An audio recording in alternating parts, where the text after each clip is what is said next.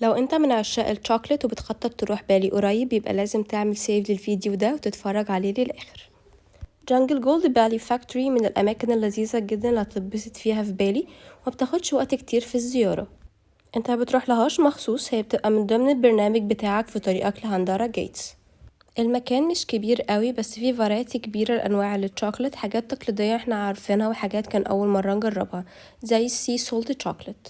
كل نوع موجود منه فري سامبلز، تقدروا تدوقوا كل الكمية اللي انتوا عايزينها لحد ما تقرروا هتشتروا ايه. ونصيحة، اشتروا كل الكمية اللي انتوا عايزينها من الشوكولات من المكان ده، لأنه يعتبر أرخص كتير من أماكن سياحية برا، عشان ده منفذ بيع المصنع. خاصة لو بتفكروا تجيبوا هدايا، عشان هما عاملين كذا باكج مختلفة. كمان المكان فيه سمول كافيه فيه برودكتس مختلفة بتاعتهم، وأحلى حاجة ممكن تجربوها هي الهوت شوكولات. ده بالإضافة كمان إن التيم بياخدكوا تور في الفاكتوري عشان تشوفوا بروسيس صناعة